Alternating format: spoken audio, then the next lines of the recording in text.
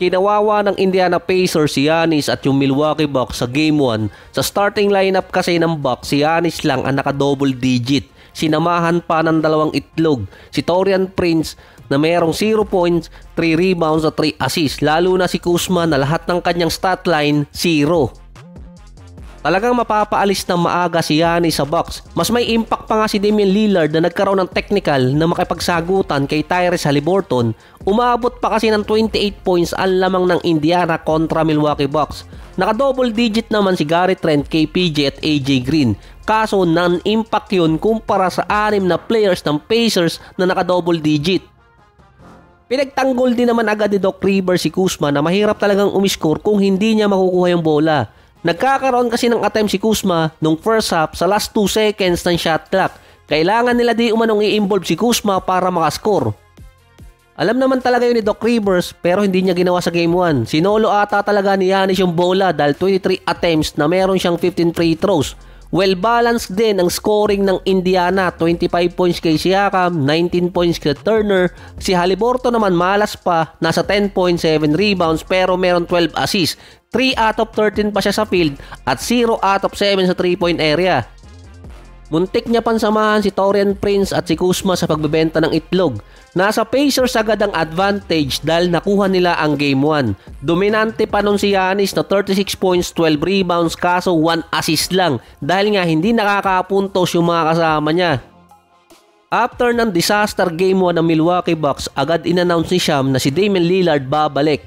Either Game 2 or Game 3 sa series. Parang napaaga tuloy yung pagbabalik ni Dame. Biglaan yung announcement na yon kasi nga one-sided game yung nangyari sa pagitan ng Indiana at Milwaukee.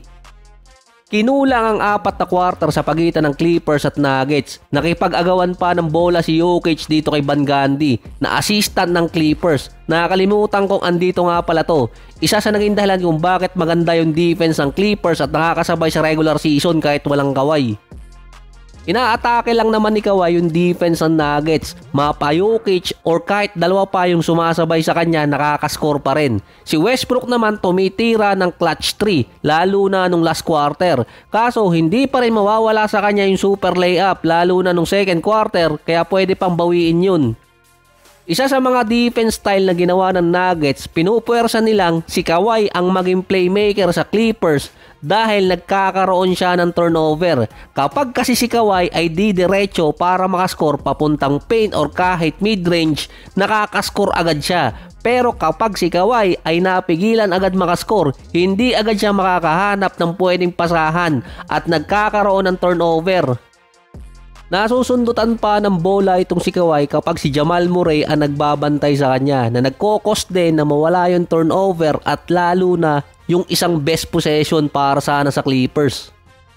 After ng 3 points si Westbrook para makalamang yung Nuggets ng dalawa, binawi agad naman yun ni Harden para maging tabla sa 98. Pero sa last possession, kay Westbrook napunta yung bola at nawala rin naman. Sa overtime, dikit pa yung game pero mas nakaabante kasi na mas maaga yung Nuggets. Naibaba sa isa yung lamang mula sa 3-point area dito kay James Harden sa 27 seconds.